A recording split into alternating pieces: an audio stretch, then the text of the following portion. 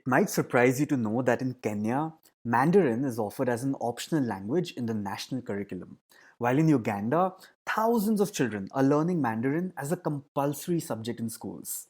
But listen to this. China is one of North Korea's strongest allies. So when the United Nations met to vote on whether a resolution should be passed to condemn the human rights violations in North Korea, of course China voted against it, but so did a majority of the 54 nations in Africa. Clearly, China's got quite a hold over the African people. But what's the reason behind this influence? Why are Africans so in favor of the Chinese? This is Siddhant, and welcome to another episode of Let's Do Shorts.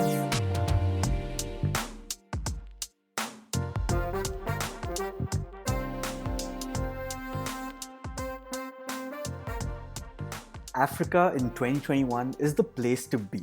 It is the fastest growing region in the world, surpassing both India and China. They're going through rapid urbanization and a giant growth in population.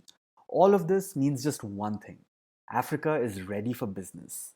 While other superpowers such as the US have mostly ignored Africa, China has made the most of Africa's moment in the sun. China has invested huge amounts of money into the region. They have built railroads, hospitals, universities, football stadiums, parliament buildings, bridges throughout the continent. It is absolutely insane what China is doing in Africa. They've built a 450-kilometer long railway line in Kenya worth more than $3 billion. A giant dam in Guinea worth more than $500 million. There's a suspension bridge in Mozambique, which is the longest in all of Africa. This was also funded by China. If you look around, there are hundreds of such projects, both big and small, which are helping transform Africa's economies. But here's what you need to know: these projects are not free gifts, they are financed by loans from China. And like any other loan, they need to be paid back. Now, you ask any other bank in the world if that's a loan that they would be comfortable giving out, they would straight up say no. But China's state owned bank does not care. It continues to give these loans to African countries at zero or very low interest rates. Once again, none of this is out of the kindness of their hearts. There are economic and political motives behind each of these moves. Let's dive into it. Let's start by looking at where China is placed today. After years of rapid growth and industrialization, China is now running out of growth potential. But hey, it's a rich country now, and to continue its growth, it must look outwards. Africa, on the other hand, is largely underdeveloped, and that means potential to be exploited. Africa is a gold mine of natural resources, and China wants it. But these natural resources cannot be extracted without infrastructure, and for that, you need money, which is where China comes in. By investing in the continent, China is reaping the benefits of a continuous availability of scarce raw materials for its industries back home at dirt cheap prices. 30% of China's oil comes from Africa. 20% of its cotton comes from Africa.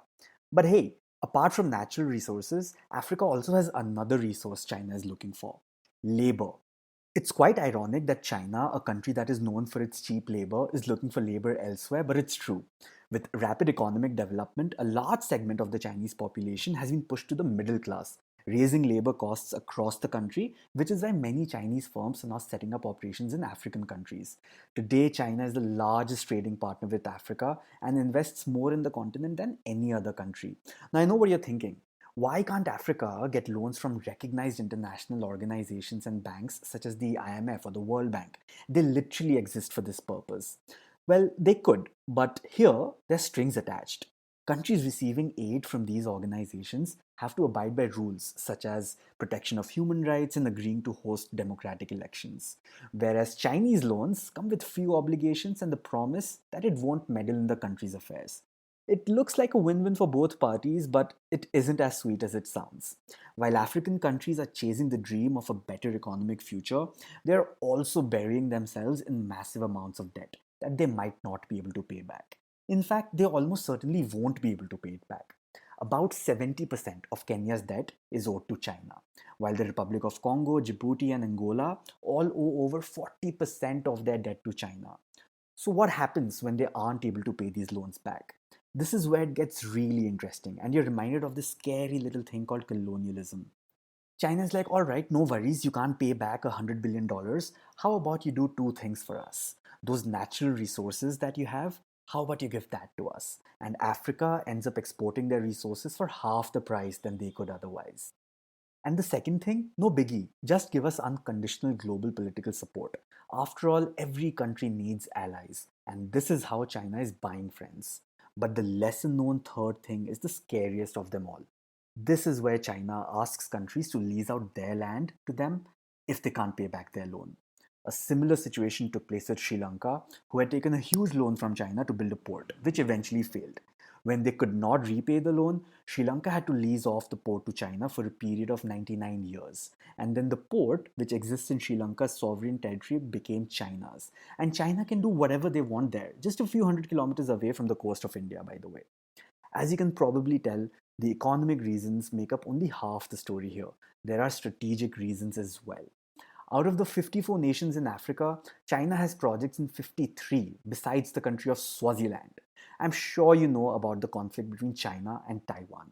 Now, at one point or another in the past, 30 African nations have had formal relations with Taiwan. Now there is only one African country that recognizes Taiwan, the others don't. While other powerful countries are still unwilling to recognize the potential of Africa, China's influence in the continent will continue to grow unchecked without competition. What China is doing there is basically how the super rich and the super powerful behave. Some exploit the poor in their own country, while some exploit the poor in other countries. While the world debates whether what China is doing is neo colonialism or not, the bright light at the end of the tunnel that China is dangling in front of Africa is getting further away every single passing day.